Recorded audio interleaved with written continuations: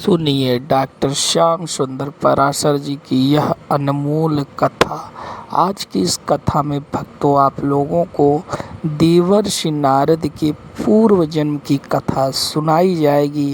किस प्रकार से एक दीनहीन परिवार में जन्मा बालक ईश्वर भक्ति में लीन होकर नारद रूपी परम पद को प्राप्त करता है। इस प्रकार की कथा को सुनकर अपने मन को आप लोग भक्ति में लगाइए और प्रेम से बोलिए श्री राधे राधे। पद्रुताः, कलयुग के प्राणियों की बुद्धि और भाग्य दोनों ही मंद हैं। ऐसे बेचारे कलि कलमश ग्रसित प्राणियों का कल्याण कैसे होगा। परावर विदो विदुः, त्रिकालज्ञ हैं श्री व्यास जी महाराज। तो जीवों के कल्याण की भावना से व्यास जी महाराज ने एक वेद के 4 विभाग कर दिए, ऋग यजु साम अथर्व। वेदों का विस्तार करने से ही इनका नाम वेद व्यास पड़ा। वैसे नाम द्वैपायन है, पर वेदों की भाषा बहुत जटिल है, सर्वसाधारण व्यक्ति समझ नहीं सकता। इसका सरलीकरण करना चाहिए। तब पंचम वेद महाभारत के रूप में प्रकट किया। जो महाभारत में है वही सर्वत्र है, जो महाभारत में नहीं वो कहीं नहीं। 1 लाख श्लोकों का बृहद ग्रंथ। महाभारत में केवल कौरव पांडवों का झगड़ा मात्र नहीं है, सारे धर्म शास्त्रों का ज्ञान विज्ञान भरा हुआ है। अद्भुत ग्रंथ है ये जो भ्रम न जाने कैसे निकल पड़ा कि महाभारत को कहने से, सुनने से, रखने से घर में महाभारत हो जाता है। अरे सारा ज्ञान विज्ञान महाभारत में भरा पड़ा है भैया, एक बार पढ़ के तो देखो। व्यास जी की सर्वोत्कृष्ट कृति है, किंतु व्यास जी को संतोष नहीं मिला। तब पुराणों की रचना करी,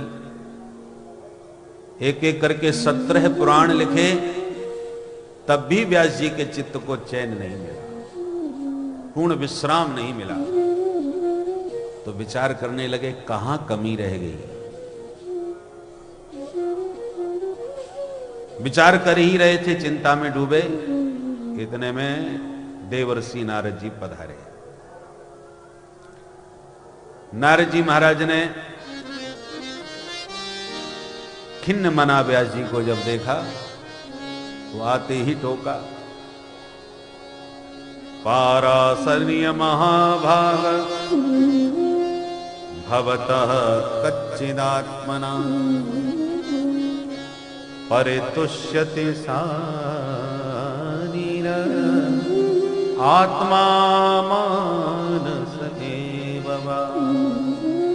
हे पराशर नंदन व्यास जी महाराज, आप कुछ परेशान से क्यों लग रहे हैं?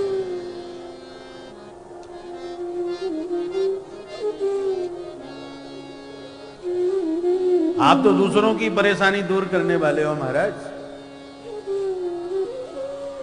आप प्रसन्न चित्त दिखाई नहीं पड़ रहे, क्या बात है? व्यास जी ने तुरंत नारद जी को प्रणाम किया, सुंदर आसन दिया, विधिवत पूजन किया। पूजयामास विधिवत नारदम सुरपूजितम। देवर्षि का अभ्यर्चन करके व्यास जी महाराज बोले, हे देवर्षि, मैंने इतने बड़े बड़े ग्रंथ लिखे, महाभारत जैसा ग्रंथ लिखा, पर इतना सब लिखने के बाद भी न जाने क्यों जो विश्राम मिलना चाहिए मन को, चित्त को जो चैन मिलना चाहिए वो नहीं मिल रहा। अब कहां कमी रह गई ये समझ में नहीं आ रहा। नारद जी बोले, मैं बताऊं? महाराज बड़ी कृपा हो।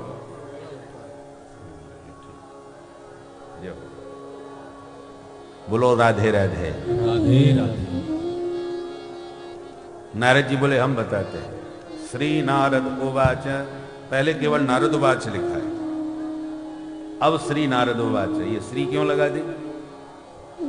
बोले अब नारद जी के माध्यम से साक्षात भगवान ही व्यास जी को प्रेरणा दे रहे हैं।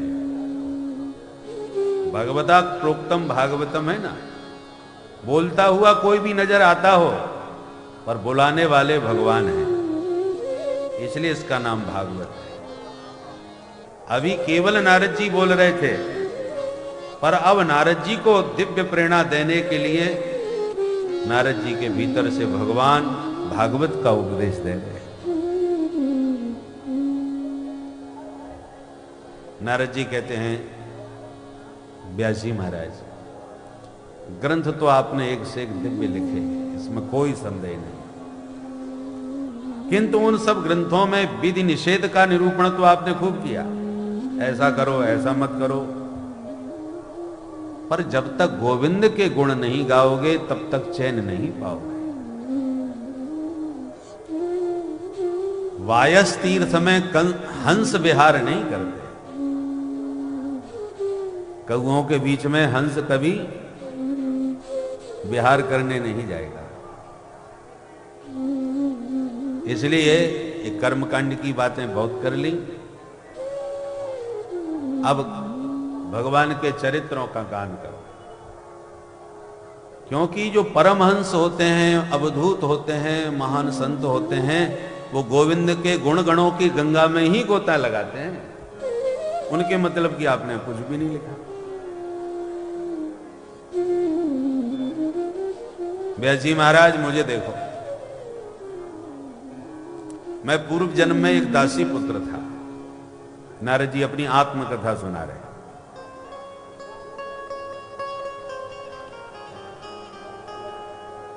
नारद जी कहते हैं, मैं दासी पुत्र था, पर मेरी मां संतों में बहुत श्रद्धा रखती थी।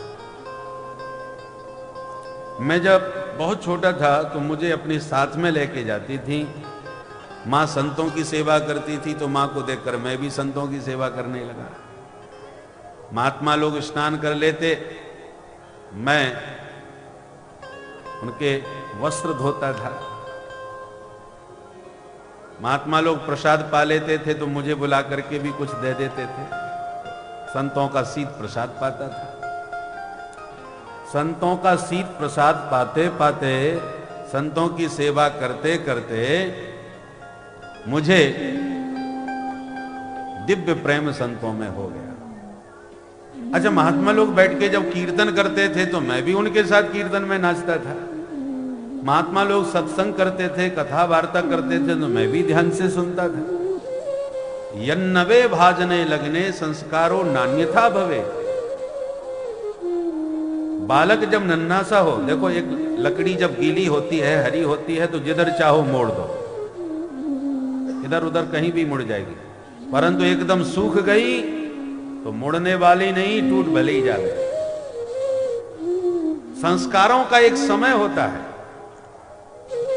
एक समय के रहते आपने नन्हे बालकों को यदि संस्कार दिए तो उन पर अमिट छाप छूट जाएगी,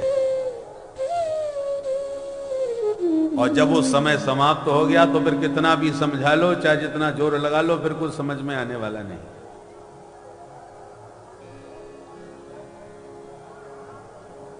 बोल बंसी वारे की जय।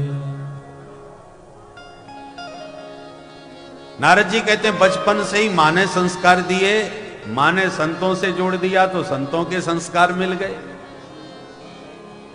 हम गोविंद के दीवाने हो गए और संतों के भी प्रेमी बन गए। बोलो राधे राधे राधे राधे। चातुर्मास्य में महात्मा लोग एक ही स्थान पर निवास करते हैं। चातुर्मास्य संतों ने हमारे गांव में किया, मां ने सेवा करी, हमने भी सेवा करी। 4 महीने में तो खूब रच पच गया मैं संतों के बीच। पर जहां चातुर्मास्य पूरा हुआ, महात्मा लोग तो अपना डेरा उठाए और चल दिए। मैंने कहा, महाराज जी कहां जा रहे हैं? बोले, बच्चा अब हम तो रमते राम हैं, चातुर्मास्य में कहीं नहीं जाते थे, इसलिए रहे इतने दिन एक साथ। परंतु समय पूरा हो गया, अब चलेंगे। नारद जी कहते हैं, हम बड़े रोए। बच्चे बहुत जल्दी घुल मिल जाते हैं, और एक बार जब घुल मिल गए किसी के साथ तो फिर उनको बड़ा क्षोभ होता है उनको छोड़ने में। तो महात्मा तो एकदम बैरागी, उठे और चल दिए, पर हमने चरण पकड़ लिए और रोना चालू किया, महाराज जी हम तो आपके साथ चलेंगे। महात्मा समझाए, देखो बच्चा, चातुर्मास में एक स्थान पर रहे, समाज ने खूब सेवा करी, खूब खीर मालपुआ के भंडारे पाए, तुमने भी हमारे साथ खूब चकाचक माल छाने, पर ये मत समझना कि हम ऐसी माल छानते रहते हैं। यहां तो खूब सेवा हो गई तो बढ़िया माल मिला, पर हम रमते राह में कभी कभी 5 दिन तक हवा खा के भी रहना पड़ता है। तो बच्चा अभी तू समझेगा नहीं, तूने अभी केवल लड्डू मालपुआ खाते हुए हमको देखा है। जंगल में हम कभी कभी इतने भीतर निकल जाते हैं कि ना तो कोई व्यक्ति दिखाई पड़ता है, ना कहीं भोजन का तो दूर दूर तक ठिकाना नहीं, घास पत्ते खा के रहना पड़ता है। इसलिए तुम्हारी अभी उम्र नहीं है, थोड़ा समझदार हो जाओ फिर चलना। नहीं नहीं महाराज जी, आप जैसे रखोगे मैं रहूंगा, पर आपको नहीं छोड़ूंगा। आग्रह करने लगे। जब बहुत रो रो के दुराग्रह किया, महात्मा द्रवित हो गए। अच्छा बच्चा, ये जाना ही चाहता है हमारे साथ, तो अपनी मां से आज्ञा लेके आओ, मां अनुमति देगी तो हमारे साथ चलो। नारद जी हाथ जोड़ के बोले, महाराज मेरी मां मुझसे बहुत प्रेम करती है, वो मुझे बाबा बनने की आज्ञा तो कभी नहीं देने वाली। माताएं तो बाबा के नाम से डरती, बल्कि पहले माताएं तो भूत प्रेतों से डराती थी, भूत आ जाएगा, हाउ आ जाएगा, और अब तो कहते हैं रोना बंद कर, नहीं बाबा जी ले जाएंगे, बाबा जी पकड़ लेंगे, ऐसे बाबाओं से डराती। नारद जी कहते हैं मेरी मां योषित मूढ़ा चकिंकरी, पढ़ी लिखी कुछ थी नहीं, बस मैं ही उसका सब कुछ था, तो मुझे छोड़ना चाहती नहीं थी, और मेरा मन महात्माओं में लग गया। महात्मा बोले, देख बेटा, तू अपनी मां की आज्ञा के बिना यदि हमारे साथ चाहेगा तो तेरी मां जीवन भर हमको गाली देगी। अच्छी मैंने महाराज जी की सेवा करी, मेरे बच्चे को और भगा के लेके, हमारी बदनामी होगी। दो ही बातें हैं, या तो मां से आज्ञा मिले, नारद जी बोले मेरी मां कभी आज्ञा नहीं देने वाली, तो फिर दूसरा मार्ग एक ही है कि बेटा माता जी पधार जाएं तब हमारे पास आ जाओ, पहले नहीं। तब तक हम तुम्हें एक मंत्र दिए देते हैं, घर में ही बैठ के भजन करो, और जब माता जी पधार जाए तो हमारे पास आ जाना। ठीक है महाराज। महात्माओं ने मंत्र दिया, नारद जी ने ग्रहण किया और घर में ही रहने लगे, तिलक कंठी धारण करके खूब भजन करके। अब माता जी घबराने लगी, हे भगवान मेरा बच्चा तो निश्चित बाबा जी बनेगा। महात्मा जब से गए हैं न तो इसने कभी बच्चों के साथ खेला, हंसते हुए मैंने कभी देखा नहीं। महात्माओं के जाति ये तो हमेशा माला चक्काता रहता है, ये सचमुच बाबा जी न बन जाए, इकलौता बेटा है। अब तो जो घर में आवे मैया सबसे एक ही बात चलावे, महाराज कोई छोरी मिले तो बता दो, छोरा की शादी है जाए, बहू बेटा घर संभाले, फिर भगवान भले ही मुझे उठा ले। बस यही मेरी अंतिम इच्छा है, लाला को ब्याह है जाए। माताओं की यही इच्छा होती है, रुनुक झुनुक करती बहू आ जाए, बहू बेटा घर संभाले।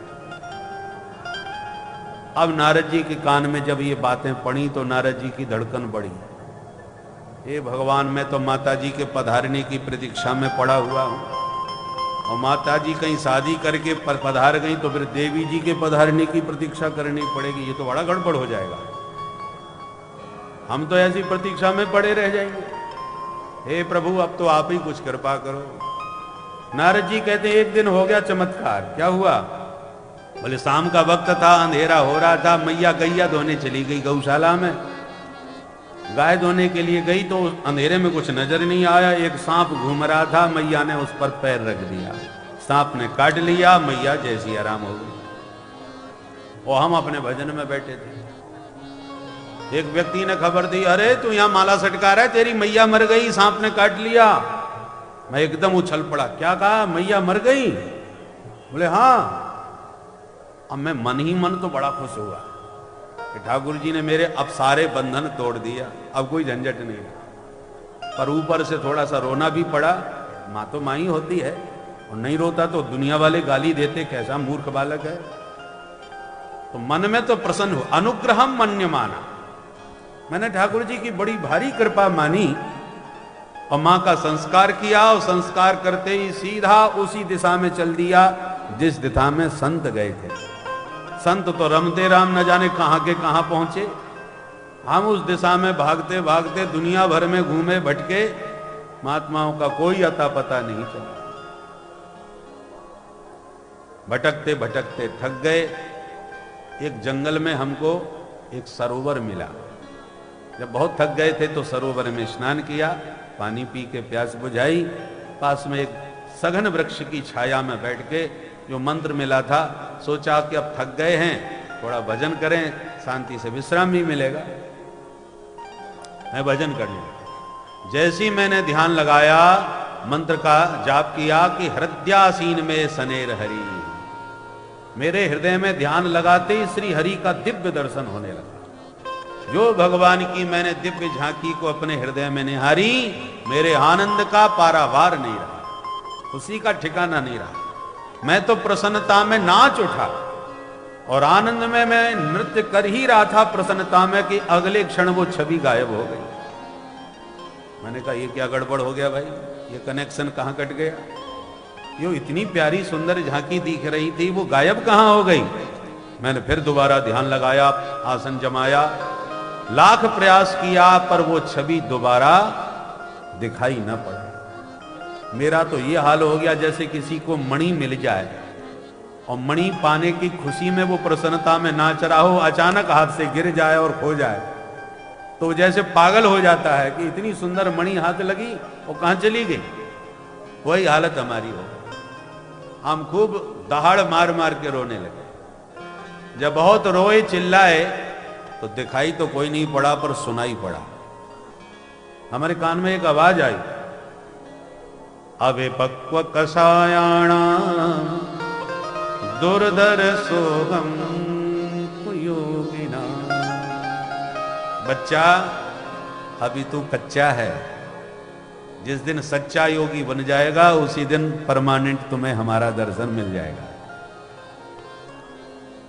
अविपक्व माने अभी कच्चे हो, परिपक्व नहीं हुए। परिपक्व हो जाओगे तब हमारा दर्शन पाओगे। नारद जी रोते रोते बोले, जब हम कच्चे थे, बच्चे थे, तो आप हमें दर्शन देने आए ही क्यों? यदि नहीं आते तो हमें भी कोई परेशानी नहीं थी। अरे मणि न मिलती तो कोई परेशानी नहीं थी, मिलने के बाद गिर जाए तब बड़ी पीड़ा होती है। भगवान बोले, हमने अपने दर्शन की थोड़ी चटनी चखा दी। दर्शन में क्या आनंद है, मेरा रूप कैसा है, इसका तुमने अनुभव कर लिया, एक झलक पा ली। वो इसलिए आवश्यक थी कि तुम बच्चे हो, कहीं ये भ्रम में संशय में न फंस जाओ कि न जाने भगवान होते हैं कि नहीं होते। बचपन में मंत्र दिया तो था, वो ऐसे ही बहला दिया था कि वास्तव में वही सच्चा मंत्र है। जहां साधना में शंका होती है, संदेह होता है, तो मामला फिर बहुत लंबा हो जाता है। तीव्रता होनी चाहिए। तीव्रेण भक्ति योगेन यजेत पुरुषम। भक्ति योग तीव्र होना चाहिए। आग जितनी तेज होगी रसोई उतनी जल्दी सिद्ध होगी, और मंदाग्नि होगी तो समय ज्यादा लगेगा। एक दिन नारद जी जा रहे थे, भगत लोग मिले, जंगल में भजन करते हो गए। एक ने कहा, महाराज कहाँ जा रहे हो? बोले, ठाकुर जी के दर्शन करने जा रहा हूं वैकुंठ। अरे वाह महाराज, ठाकुर जी से ये तो पूछना कि मुझे दर्शन कब देंगे। अच्छा पूछ लूंगा। ठाकुर जी गए भगवान के धाम में, दर्शन किए। जब भगवान से मिलके लौटने लगे तो ध्यान आया वो भगत जी ने पूछा था, जो पीपल के नीचे बैठे थे। तो भगवान से पूछा, सरकार एक आपका भगत मिला था, पीपल के नीचे भजन कर रहा था, बड़ा प्रेमी था, उसने आपको प्रणाम करते हुए एक प्रश्न पूछा है कि आप उसे दर्शन देने कब पधारेंगे। भगवान बोले, अच्छा उनसे कहना कि वो जिस पीपल के नीचे बैठे हैं उसके जितने पत्ते हैं उतने जन्मों के बाद उसे दर्शन मिलेगा। नारद जी तो एकदम भौचक्के से रह गए। वो बेचारा तो सुन के ही पागल हो जाएगा, हो सकता है भजन ही छोड़ दे। इतने जन्म किसने देखे। नारद जी वापस उसी मार्ग से जब लौटे तो भगत जी ने देख लिया, दौड़ के दंडोत करी, महाराज आपने पूछा। नारद जी मुंह लटका के बोले, हाँ पूछा तो था। अरे तो फिर क्या कहा ये तो बताओ। बता दिया, प्रभु ने तो ऐसा कहा है कि ये जो वृक्ष के पत्ते हैं ना, इतने जन्म बीत जाएंगे तब वो दर्शन देने आएंगे। इतना सुनते ही वो तो प्रसन्नता में नाचने लग गया। भगत एकदम आनंद में झूमने लगा और इतना तन्मय होकर के उसने नृत्य किया प्रेम में कि ठाकुर जी तुरंत प्रकट हो गए। बोल भक्त वत्सल भगवान जय। भगत तो दर्शन करते ही धन्य हो गया, चरणों में लिपट गया और नारद जी भगवान का मुंह देखने लगे। हाथ जोड़ के बोले, सरकार हम वैसी तो बदनाम हैं, आपने हमको झूठा भी सिद्ध कर दिया। कैसे? बोले आप हमसे अभी बताए थे कि इतने जन्म बीतेंगे तब हम दर्शन देने आएंगे, आप पीछे ही चले आए, हम तो झूठा सिद्ध हो गए कि नहीं। भगवान बोले, जिस ढंग से ये भजन कर रहे थे उस ढंग से तो इतना ही समय लगता, परंतु जब आपने इनसे कहा कि इतने दिनों बाद मिलेंगे, इतने जन्मों के बाद मिलेंगे, बस इन्होंने एक बात पकड़ ली, मिलेंगे। कब मिलेंगे इसकी चिंता नहीं है, मिलने की गारंटी पक्की हो गई। बस जैसे ही इसने सुना कि वो मिलेंगे तो ये प्रसन्नता के मारे, खुशी के मारे मिलना पक्का हो गया। बस यही सोच सोच करके आनंद विभोर हो करके जितनी तीव्रता से इनका प्रेम प्रकट हुआ, उस प्रेम की तीव्रता को देखकर, भक्ति की तीव्रता को देखकर फिर इतना विलंब करने की आवश्यकता ही नहीं थी। इसीलिए तीव्रेण भक्ति योगेन यजेत पर पुरुषम परम।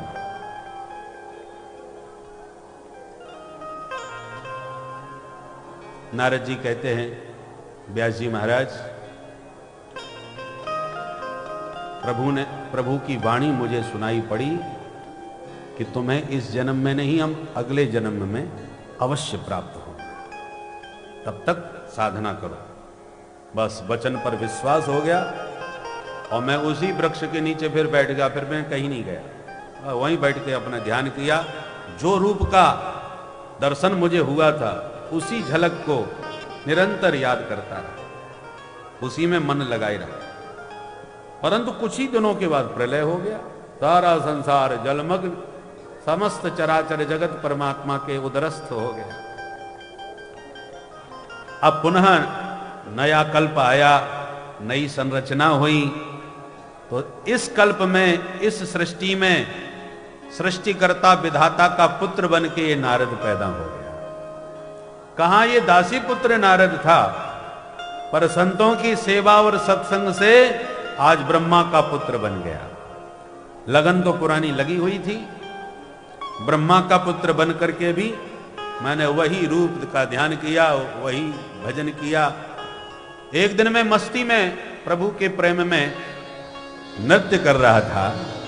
जय सिया राम, जय जय सिया राम, जय सिया राम, जय जय सिया राम, जय सिया राम, जय जय सिया राम, जय सिया राम, जय जय सिया राम, जय सिया राम, जय जय सिया राम, जय सिया राम, जय जय सिया राम, जय सिया राम, जय जय सिया राम, जय सिया राम, जय जय सिया राम, जय सिया राम, जय जय सिया राम, जय सिया राम, जय जय सिया राम, जय जय सिया राम, जय जय सिया राम, जय जय सिया राम, जय जय सिया राम, जय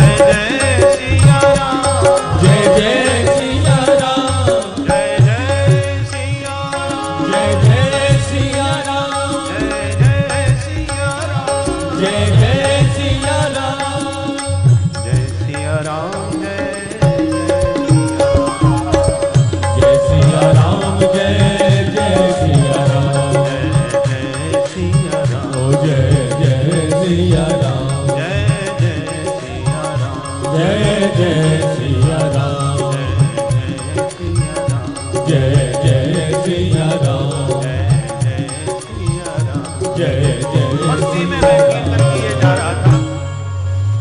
कीर्तन से श्री हरि प्रसन्न हो गए और तुरंत प्रकट होके मेरी आंखों के सामने आ गए।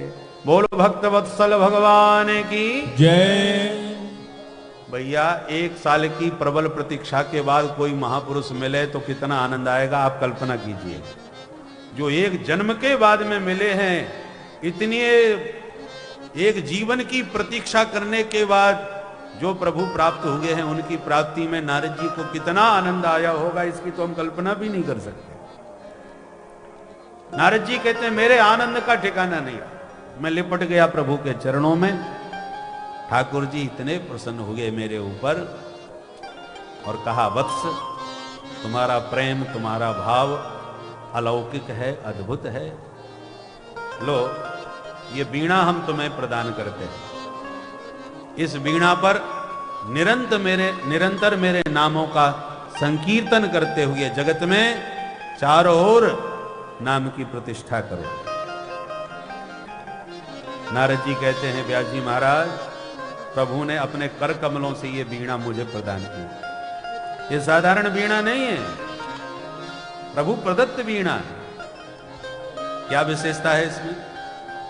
बोले देव दत्ता में वीणा, देव दत्ता में वीणा, देव दत्ता में वीणा, देव दत्ता में वीणा, स्वर ब्रह्म विभूषिता, स्वर ब्रह्म विभूषिता, देव दत्ता वीणा, देव दत्ता वीणा, मूर्छयित्वा हरि कथा, मूर्छयित्वा हरि कथा, मूर्छयित्वा हरि कथा, मूर्छयित्वा हरि कथा,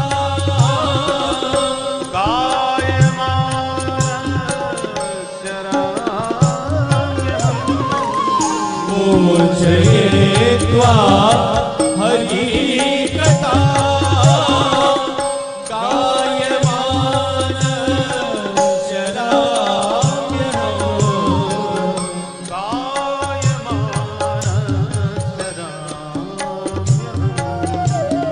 देव दत्ता वीणा, देव दत्ता वीणा, नीरे गा मरे गा नीरे गा मदा नी सा रे सा नी दा प म ग रे सा देव दत्ता वीणा, सा सा सा नी दा प म ग रे सा देव दत्ता वीणा,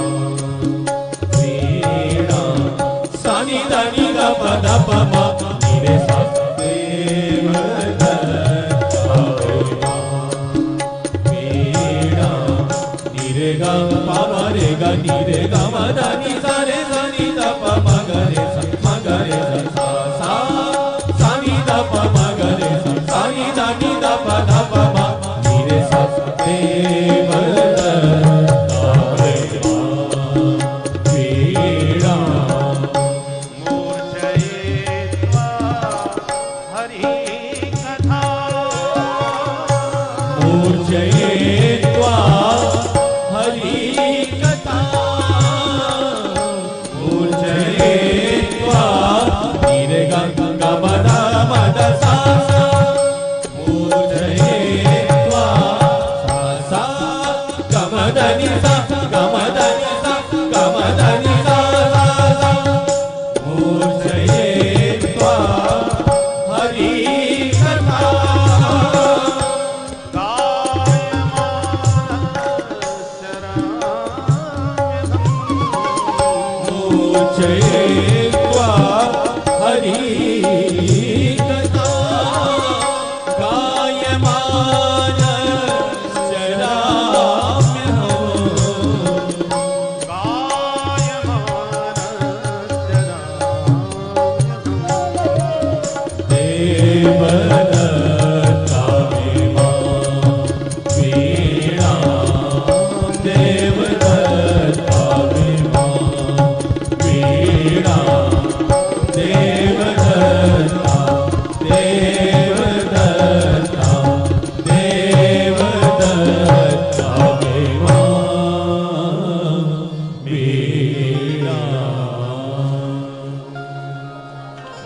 देवर्षि नारद अपनी वीणा की विशेषता बतला रहे हैं।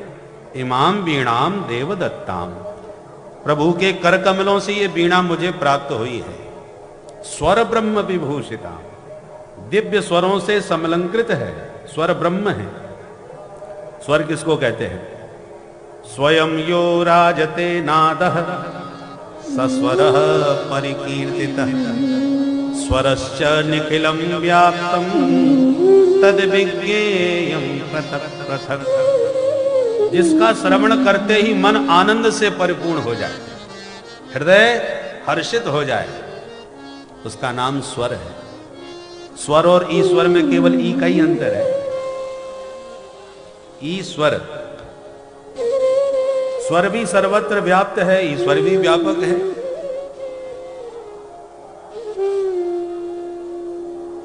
और ये स्वर की समझ भी हो जाए तो बड़ी बात है। स्वर लगाना तो बहुत ऊंची बात है, स्वर समझ में आने लग जाए कि स्वर क्या है, ऐसी समझो जैसे ईश्वर को। ईश्वर को पाना तो बहुत ऊंची बात है, ईश्वर की महिमा समझ में आ जाए तो ही बड़ी बात है। एक बहुत अच्छे संगीत प्रेमी सज्जन थे, वो हमसे बोले महाराज एक चौपाई हमको बहुत पसंद आई। हमने कौन सी?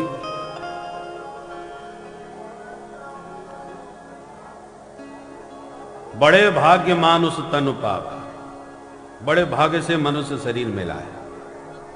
तो मनुष्य तो बहुत हैं, पर सुर दुर्लभ। ये सुर बड़ा दुर्लभ है, ये हर किसी को ईश्वर नहीं देता। बोलो राधे राधे। उन्होंने सुर का अपने ढंग से अर्थ किया। आपने की बात तो बड़ी यही कह रहे हैं, सुर दुर्लभ सब ग्रंथन गावा। तो मनुष्य शरीर तो सबको मिल गया, पर सबको सुर नहीं देते ईश्वर। सुर की समझ भी हो जाए तो बड़ी बात है, ईश्वर की बड़ी कृपा है। सुर दुर्लभ, जिसको सुर प्राप्त हो जाए वो ससुर, और जिसको सुर की समझ ही ना हो वो असुर। बोलो राधे राधे। राधे राधे। सुर दुर्लभ सब ग्रंथन। तो इमाम वीणाम देवदत्ताम स्वर ब्रह्म विभूषिता, स्वर ब्रह्म विभूषित वीणा है। स्वरश्च निखिलम व्याप्तम, जैसे ईश्वर तो सब जगह है, पर फिर भी हम बड़े बड़े विद्वानों के द्वारा मूर्ति में ठाकुर जी की प्राण प्रतिष्ठा करते हैं, फिर उसकी अभ्यर्चना करते हैं, उसी में ईश्वर को देखते हैं। श्री बांके बिहारी लाल हैं, ये राधा वल्लभ लाल हैं, ये राधा रमण लाल हैं, तो कहीं प्रतिष्ठित तो हुए। वैसे तो वो व्यापक है, सर्वेश्वर हैं, सर्वज्ञ हैं, सर्वत्र है, पर फिर भी एक स्थान पर हम विशेष अभ्यर्चना करते हैं, एक विग्रह में उनके भाव का दर्शन करते हैं। उसी प्रकार स्वर तो सर्वत्र समाया है सृष्टि में, किंतु फिर भी ऋषियों ने रिसर्च करके सप्त स्वरों को प्रकट किया। प्रकृति के सर्वत्र ध्वनि को ध्यान से सुन करके 7 स्वर प्रकट किए, पशु पक्षियों की आवाज से। पहला 7 स्वर कौन कौन से?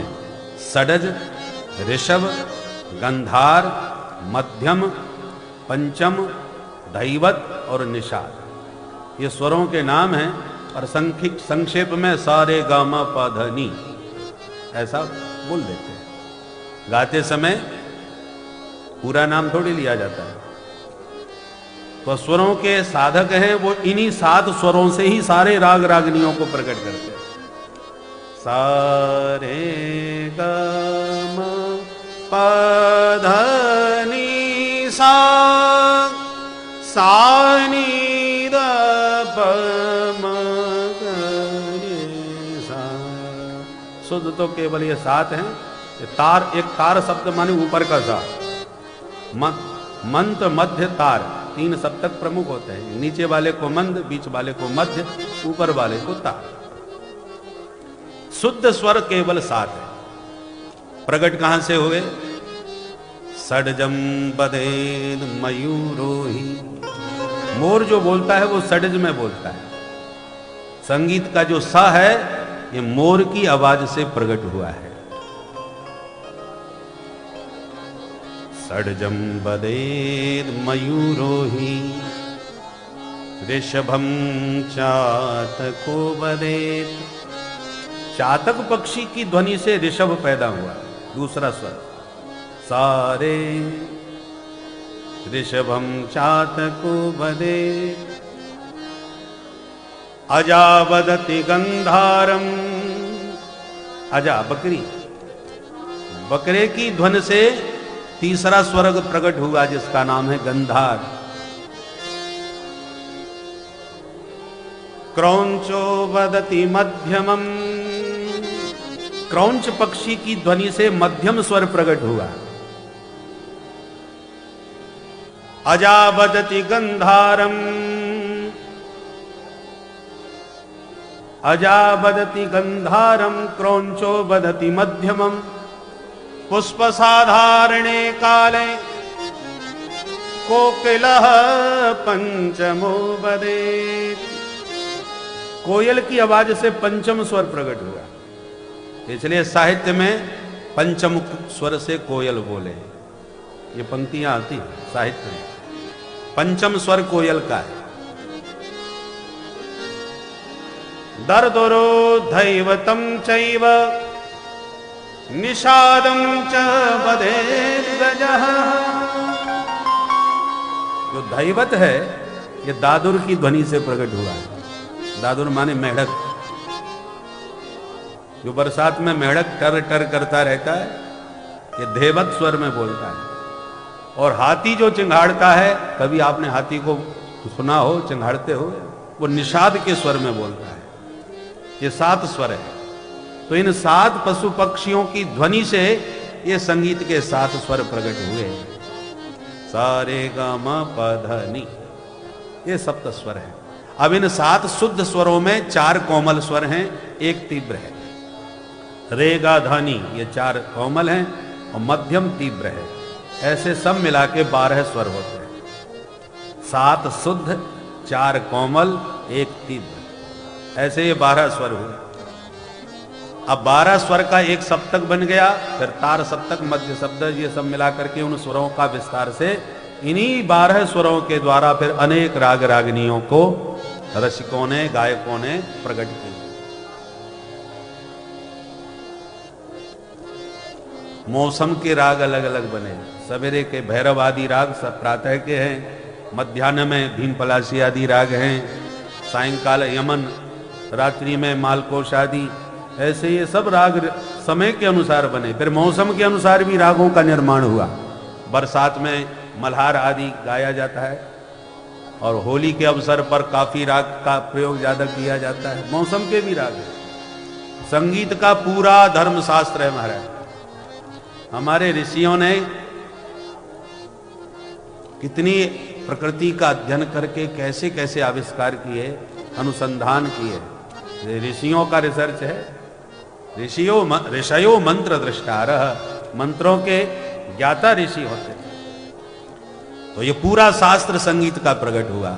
स्वर ब्रह्म विभूषिताम की इस श्लोक की टीका श्री वंशीधर स्वामी पाद ने जो लिखी है, उसका आप अध्ययन करें तो उन्होंने तो इस श्लोक की टीका में ही संगीत का शास्त्र कितना भर दिया।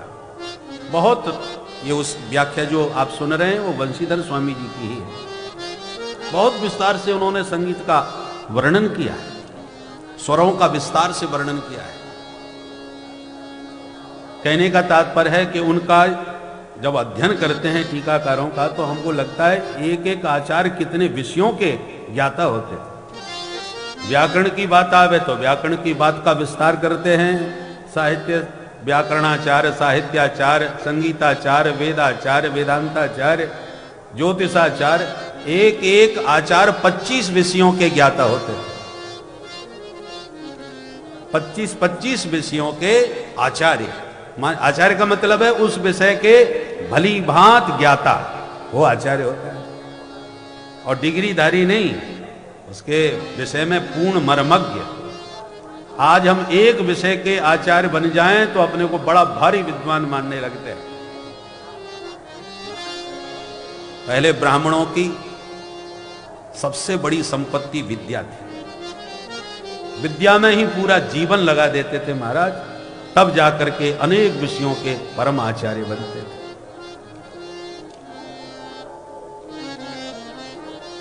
तो नारद जी कहते हैं, जब से ये वीणा हमारे हाथ लगी है तब से गोविंद के गुण गाते गाते वो दासी पुत्र नारद आज जगत पूज्य नारद हो गया। मानवों में, दानवों में, देवताओं में कहीं भी जाओ, नारद जी की सब जगह जय जयकार है। नारद जी का सर्वत्र सम्मान है। नारद जी कहते हैं ये मेरा सम्मान नहीं, ये प्रभु के नाम का चमत्कार है। इसलिए व्यास जी महाराज आपसे भी निवेदन कर रहा हूं कि जैसे नाम का प्रत्यक्ष चमत्कार हमने संतों की कृपा से प्राप्त किया है, उन्हीं संतों को आप भी गोविंद के गुण गा के सुनाइए, तब आपको भी पूर्ण विश्राम मिलेगा, संतों को भी आपकी वाणी से परम आनंद प्राप्त होगा। प्रादेश मात्रम भवता प्रदर्शितम, मैंने संकेत कर दिया है।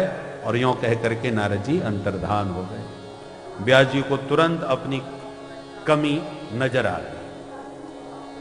नारद जी तुरंत अपनी गुफा से बाहर निकले। बद्रीनाथ के धाम के ऊपर जो व्यास गुफा आपने देखी हो, माना गांव में व्यास गुफा के सामने गणेश गुफा, और व्यास गुफा के नीचे ही सरस्वती का प्रवाह, जिस पर भीम पुल बना हुआ है। भीमसेन के बनाए हुए पुल को पार करके लोग वसुधारा की ओर जाते हैं। नारद जी तुरंत अपनी गुफा से नीचे उतर के सरस्वती नदी में स्नान किए, और स्नान करके जब गुफा में बैठे तो भागवत की भागीरथी इनके हृदय में प्रवाहित होने लगी। ब्रह्म नद्यां सरस्वत्यां आश्रमः पश्चिमे तटे सम्याप्रास इति प्रोक्त ऋषीणां सत्रवर्धन। उसका प्राचीन नाम है सम्याप्रास। वर्तमान में उसको कहते हैं व्यास गुफा। आप ध्यान से कभी अब दोबारा जाएं तो देखें, यही श्लोक उस गुफा के द्वार पर लिखा हुआ है श्रीमद् भागवत का। ब्रह्म नद्याम सरस्वत्याम आश्रमः पश्चिमे तटे। अपनी लेखनी से स्वयं व्यास जी महाराज उस आश्रम का चित्रण कर रहे हैं, वर्णन कर रहे हैं। हमने दर्शन किए। बद्री विशाल में जब कथा हुई तो वहां एक माता जी रहती थी, उनका नाम था भागवती माँ। नेपाल का शरीर था, परंतु बड़ी तपस्विनी। 12 वर्ष की उम्र में बद्रीनाथ में आकर के बैठ गई, फिर कभी जीवन में नहीं गई, वहीं बैठ के भजन किया। बड़ी तपस्विनी माता थी। भागवत का उनको लगभग सब श्लोक कंठस्थ थे, इसलिए नाम ही उनका भागवती माँ था। उन्होंने वहां के बारे में बहुत सी बातें हमें बताई। जब हम भागवत कह करके वो एक ही स्थान पर रहती थी, वो जो वहां पर प्रवाह है उसको पार नहीं करती थी। नारायण पर्वत पर ही नर और नारायण तो विराजमान, उन्होंने उसके बारे में हमें बताया। तो जब हम दर्शन करने गए तो वहां पर लिखा था, माने उसके ऊपर ही चीन का बॉर्डर लग जाता है, हाँ चाइना। तो उसमें एक गुफा के पास में ही एक दुकान है चाय की, उसमें लिखा है आगे चाइना। बोलो राधे राधे। यही चाय पी लो, आगे चाइना। आगे चाय मिलने वाली नहीं है, द्वयर्थक बात हो गई। तो ये उसी गुफा का व्यास जी वर्णन कर रहे हैं कि जैसे ही सरस्वती में स्नान किया तो हृदय में भागवत की धारा प्रवाहित हुई, तो गाने लगे भागवत के दिव्य श्लोक व्यास जी महाराज, और लिखने लगे गणेश जी महाराज अपनी कलम से। और देखते देखते 18,000 श्लोकों का यह दिव्य पावन पारमहंस संहिता का यह ग्रंथ प्रकट हो गया। बोल भागवत भगवान की जय। अब व्यास जी महाराज इस ग्रंथ को देख देख के गदगद तो खूब हुए, पर विचार कीजिए ये पारमहंस संहिता है, सबसे प्रथम किसी परमहंस को ही सुनानी चाहिए। किस परमहंस को सुनाओ? तो तुरंत अपना प्रिय पुत्र सुखदेव याद आ गया। उससे बढ़िया परमहंस कौन होगा जो पैदा होते ही भाग गया, विरक्त हो गया। पर उसे ढूंढने कहां जाया जाए, न जाने कौन गुफा में बैठा होगा। व्यास जी ने 4 चेला तैयार किए और भागवत के 1-2 श्लोकों ने रटा दिया और कहा कि जाओ इन्हीं श्लोकों को गाओ। तो फैल गए चेला चारों तरफ। अब जिस गुफा में बैठ के सुखदेव जी निर्गुण निराकार ब्रह्म का ध्यान कर रहे थे, परिनिष्ठितोपि निर्गुण्य, निर्गुण ब्रह्म में ध्यान मग्न बैठे थे, उसी गुफा के द्वार पर गुनगुनाता हुआ एक व्यास जी का चेला पहुंच गया, जो अपनी मस्ती में गा रहा था। वरहा पीडम नटवर कर्णयो कर्णिकारं विप्रदवासः कनककपिशं वैजयन्ती च माला।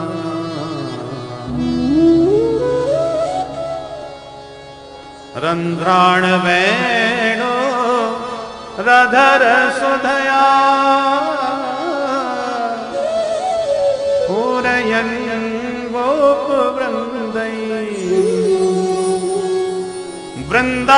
वृंदारण्यं स्वपद रमणं काव्य सदगीत की।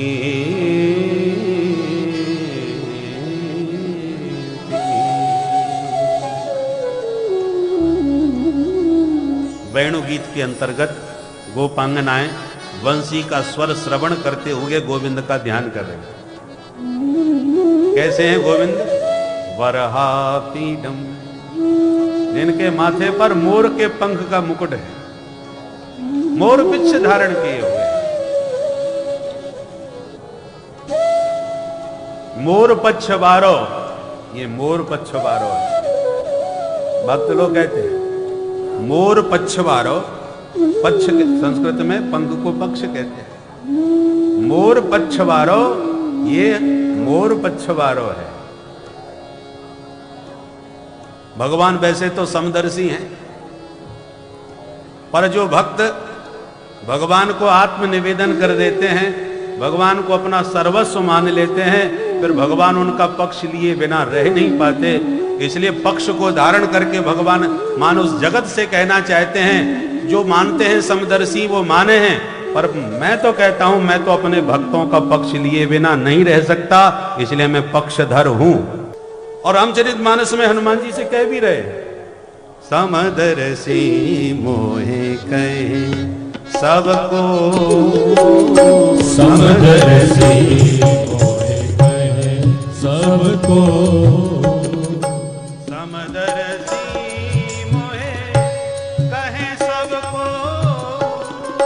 समदर्शी मोहे कहे सबको,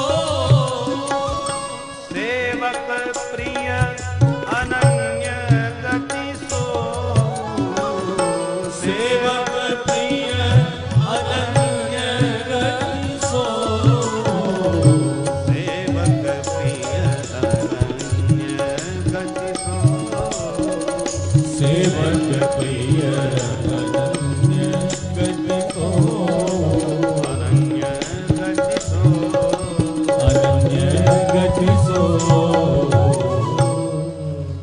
मुझे लोग समदर्शी कहते हैं, पर सच्चाई यह है कि मुझे अपना सेवक बहुत अधिक प्रिय है, और सेवकों में भी अनन्य गति, जिसकी मेरे अलावा दूसरी कोई गति नहीं। गतिर भरता प्रभु साक्षी निवासा शरणम स्वरत, सब कुछ जिसने त्वमेव सर्वम कह के मुझे अपना बना लिया है, मैं उस भक्त का पक्ष लिए बिना नहीं रह सकता। अरे माँ बाप के लिए सभी बच्चे बराबर ही होते हैं, परंतु जो बच्चा 24 घंटे सेवा में लगा है उसका तो पक्ष वो लेंगे, उसको तो विशेष रूप से कुछ न कुछ अधिक देंगे। अब अन्य भाई कुछ भी समझे, बोलो राधे राधे राधे राधे। सेवक प्रिय अनन्य गति सो, माँ के सारे बच्चे लाडले होते हैं, पर जो नन्हा सा है 2 महीने का ही है, माँ उसका पूरा ध्यान रखती है। अब 10 साल का बच्चा उसकी बराबरी करे, माँ बहुत पक्षपात करती है, मुझे 2 मिनट का समय भी ठीक से नहीं देती, 24 घंटे उसी में लगी रहती है, उसको नहलाती है, खिलाती है, सुलाती है, पिलाती है, सारा समय उसी में बिताती है। मेरे लिए तो समय ही नहीं रहा माँ के पास। तो माँ कहती है तेरे लाड़न प्यार में कोई कमी नहीं है, पर इसको मेरी जरूरत है। तू अपना काम अपने हाथ से स्वयं कर सकता है, परंतु ये मेरे बिना कुछ भी नहीं कर सकता, इसलिए विशेष ध्यान मां उसको देती है। अनन्य गति, उस नन्हे से बालक को और कोई गति नहीं है। मां हिलाएगी तब खा पाएगा, वो नहलाएगी तो नहा पाएगा, इसलिए मां उस पर विशेष ध्यान देती है। इसका मतलब ये नहीं होगा कि अन्य बच्चों से प्यार नहीं करती, प्यारे तो सभी बच्चे हैं, परंतु जो अनन्य होकर के वो मां पर निर्भर है, मां पूरी तरह उसके लिए समर्पित भी है। करऊं सदा तिनकी रखवारी, जिमी बालक राखह महतारी। भगवान पूरा ध्यान देते हैं। मोर पंख का मुकुट धारण किए हुए हैं माधव, नटवर वेश में है। नटेषु वरः श्रेष्ठः नटवरः, अथवा नटश्च वरश्च वपुः नटवर वपुः। नट कला में बड़े निपुण होते हैं। कभी आपने रस्सियों पर नाचते हुए नटों को देखा होगा, बहुत कलाकार होते हैं, परंतु बड़े बड़े नट कलाकारी दिखाते हैं रस्सियों पर नृत्य करके, पर सांप के फन पर नाचने वाला कोई नट मिला होगा क्या? ऐसे नटवर तो केवल यही हैं जो काली की फनाली पर भी नृत्य करके दिखा देते हैं। इसलिए नटेषु वरः श्रेष्ठः, इनसे इन जैसा नट नागर कौन हो सकता है? कर्णयोः कर्णिकारम्, कर्णिका के पुष्प दोनों कानों में विभूषित है। कर्णिकारम तो एक वचन है, कर्णयोः द्विवचन है, तो एक फूल 2 कानों में कैसे हो सकता है? कर्णयोः कर्णिकारम, बोले फूल तो एक ही है। और भगवान जब गौचारण करके घर लौटते हैं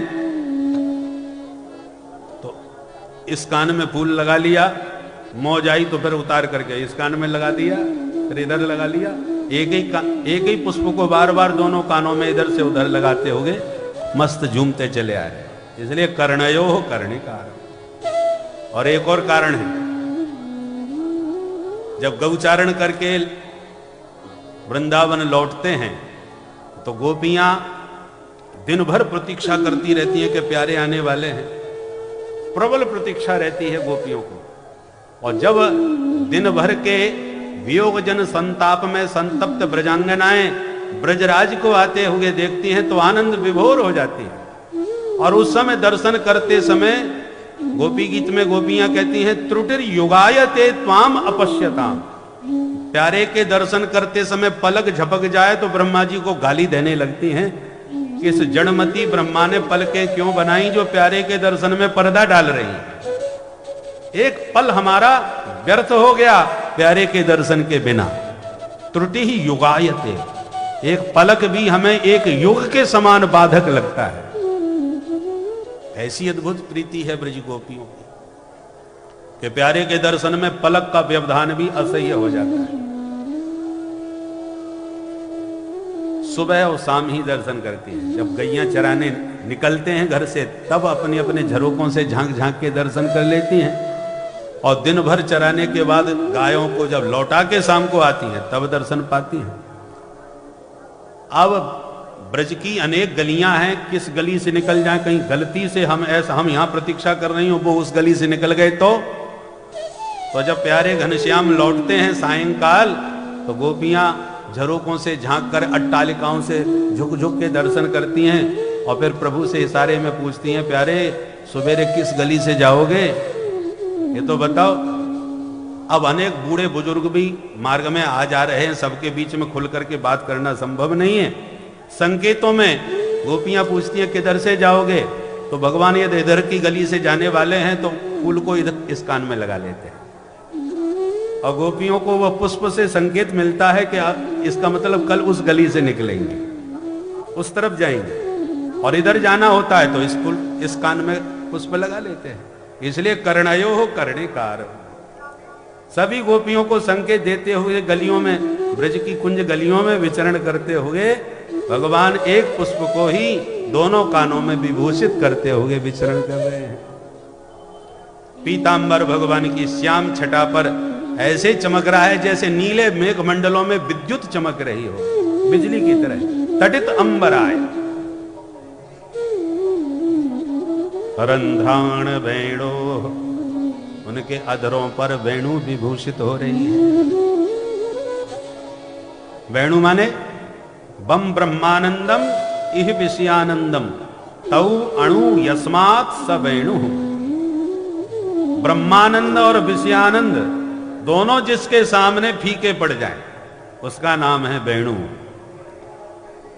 बड़े बड़े योगींद्र मुनींद्र जो ध्यान लगा करके ब्रह्मानंद में निमग्न बैठे हैं, वो जब प्यारे की बंसी का रव श्रवण करते हैं तो उनकी ब्रह्म समाधि खुल जाती है, ब्रह्मानंद फीका पड़ जाता है, ध्यान भंग हो जाता है। और घर गृहस्थी के प्रपंचों में तमाम कामों में गोपियां लगी हैं, पर बंसी का जब रव सुनती हैं, घर गृहस्थी के सारे काम धंधे छूट जाते हैं। तो विषयानंद और ब्रह्मानंद दोनों जिसके सामने अणु हो जाएं, उसका नाम है वेणु।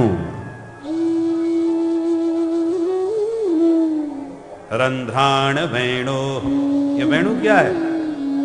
वंशस्तु भगवान रुद्र। कृष्णोपनिषद में वर्णन आया है कि देवादिदेव महादेव भूत भावन भोलेनाथ शिव शंकर जब प्रभु राम जी के रूप में अवध में प्रकट हो गए तो ये हनुमान जी के रूप में पहुंच गए सेवा करने के लिए।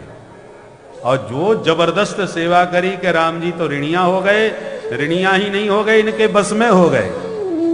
सो मेरे पवन सोत पावन नाम, सुमेरे पवन सुत पावन नाम, अपने बस करी राखे राम, अपने बस कर राखे राम, अपने बस कर राखे राम, अपने बस कर राखे राम।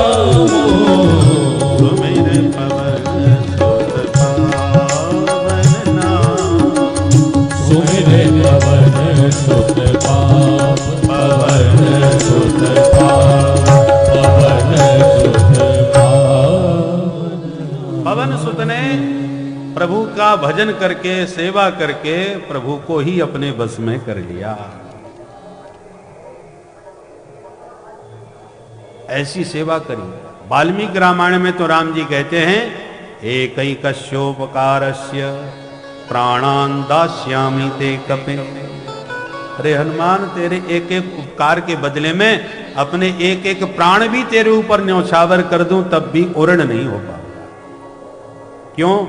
बोले शरीर में प्राण तो केवल 5 हैं और तेरे उपकार मेरे ऊपर अनेक हैं, तो मैं अपने 5 प्राणों को भी एक एक करके न्यौछावर करूं तो 5 उपकारों से ही उरण हो पाऊंगा। अन्य शेष जो उपकार है उनका तो ऋणिया बन के रहना ही पड़ेगा। इसलिए प्रति उपकार करो कहा तोरा, सन्मुख होय न सकई मन मोरा। जिसका ऋण ज्यादा चढ़ जाता है उसके सामने जाने से डर लगता है कि न जाने कब अपना हिसाब मांग दे।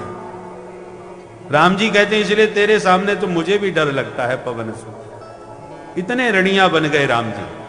और जब राम जी ब्रज में घनश्याम बन के आए, बंसी वाले बन के आए, तो भोले बाबा स्वयं बंसी बन के चले आए। राम जी ब्रज में श्याम जी बने तो भोले बाबा बंसी बने। वंशस्तु भगवान रुद्र। जब भगवान रुद्र बंसी बने तो कन्हैया बोले बाबा पूर्व अवतार का ही आपने बहुत ऋणिया बना रखा है, अब कुछ तो सेवा करके मुझे उरण होने का अवसर दो। और कन्हैया ने फिर वो सम्मान बंसी को दिया, आदर दिया कि गोपियों को सबसे ज्यादा स्पृहा होती है तो बंसी से ही होती। सखी ये बता, इस बावरी बांसुरी ने कौन सा पुण्य किया है? हमें तो ये हमसे अनंत गुनी भाग्यशालिनी दिखाई पड़ती है। क्या सौभाग्य है इसका? बोले देखो, हम तो प्यारे घनश्याम को सुबह शाम थोड़ी सी झलक देख पाती, और वो भी अनेक बाधाओं के बाद। पता चला शाम को वो आ रहे हैं, हम दर्शन करने के लिए जा रही हैं, उधर सास ने आवाज दे दी, ए बहू, तो अब नहीं गई तो सास लड़ेगी। और दर्शन करते समय पता चला सामने से ससुर जी आ रहे हैं, तो स्पष्ट दर्शन नहीं हो पा रहे, ससुर जी की पर्दा करनी पड़ रही है। इतनी घर गृहस्थी में बाधाएं पड़ती हैं, तब जाके थोड़ी सी झलक प्यारे की देखने को मिलती है। और इस बाबरी बांसुरी को देखो, 24 घंटे उनसे लगी रहती है, एक पल को भी प्यारे से पृथक नहीं होती, और केवल साथ में रहती नहीं, उनसे अपनी सेवा करवाती रहती है, उनको अपने बस में रखती है। जब मन होता है तभी कहती है, प्यारे बहुत थकावट हो रही है, आओ थोड़ी सी सेवा करो हमारी। और ये इनके ऐसे दीवाने हैं कि जहां बंसी ने आदेश दिया कि तुरंत उसको कर कमल का पर्यंक बिछा देते हैं, और सुकुमार अपनी कोमल हथेली पर बंसी महारानी को सुला देते हैं। लेटते ही कहती है कि बिना तकिया के मेरे को नींद नहीं आती, तो तुरंत प्यारे अपने सुंदर सुमधुर अधरों का तकिया लगा देते हैं। तो बंसी का सिर अधरों पर है और कर कमल के पर्यंक पर विराजमान है। फिर भी बाबरी को नींद नहीं आ रही, कहती है जब तक मेरे कोई पैर न दबावे मुझे बढ़िया नींद नहीं आती। तो तुरंत गोविंद अपनी अंगुलियों के द्वारा धीरे धीरे इसका पाद संवाहन करने लगते हैं, अपनी अंगुलियों से इसके चरण सेवा करते हैं, चरण दबाते हैं। फिर भी बाबरी को नींद नहीं आती, कहती है हल्का सा पंखा करो, हवा चलती है तो प्यारी नींद आती है। तो प्यारे अपने विशाल नयनों की पलकों को उठाते हैं, गिराते हैं, मानो दो दो पंखों से हवा कर रहे हैं, पलकों के पंखों से इसकी हवा करते हैं। बोलो राधे राधे राधे राधे। तो कर कमल का पर्यंक बिछाते हैं, अधरों का तकिया लगाते हैं, उंगलियों से चरण दबाते हैं, पलकों से पंखा झलाते हैं, और फिर भी कहती है मैं साधारण नहीं महारानी हूं, मेरे ऊपर छत्र चमर होने चाहिए।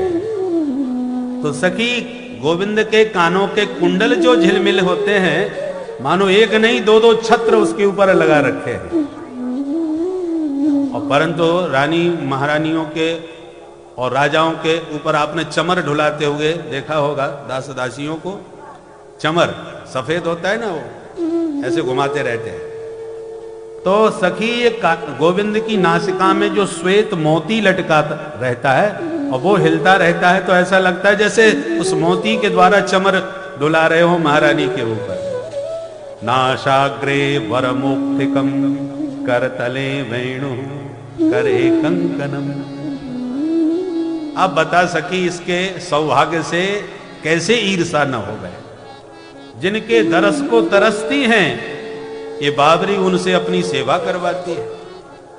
बोल बंसी वारे की जय।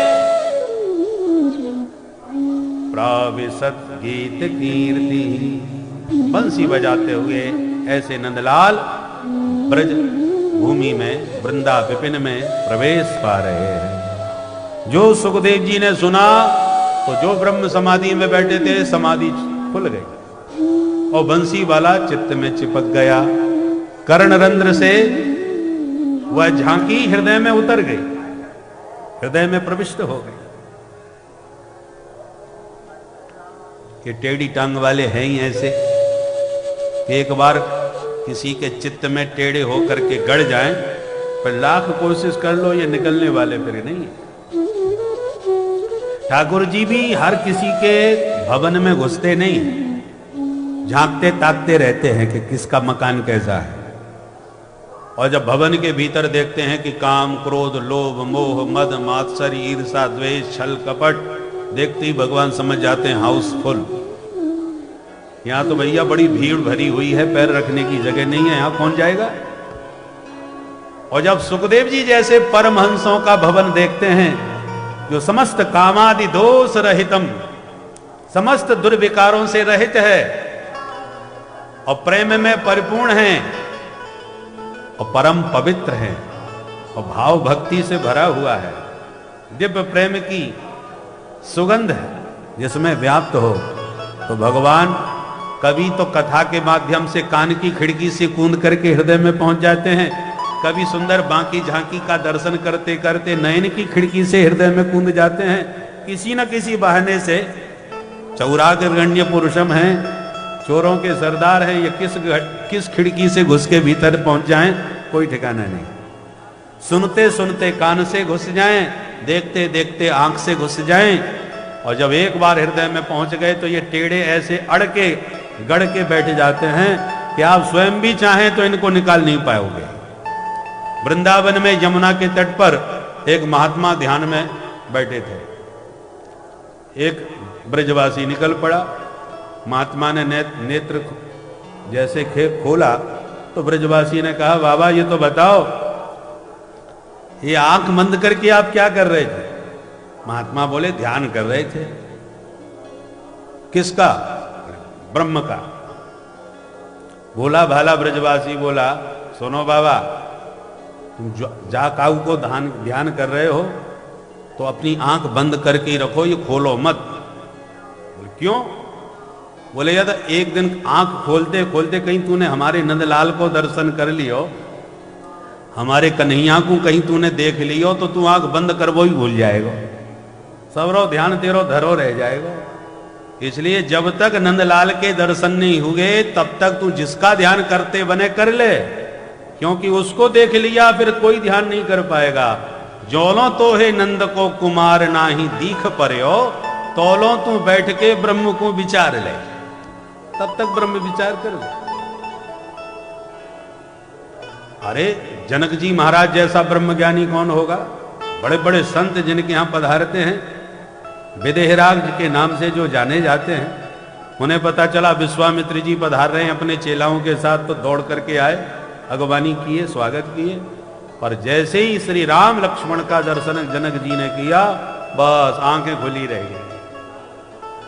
गुरुदेव ये कौन है? पूछने लगे। विश्वामित्र जी ने कहा, ज्ञानी हो अपनी ज्ञान की आंख खोल करके पहचानो कौन है, देखो और जानो। फिर भी महाराज कुछ संकेत तो दो।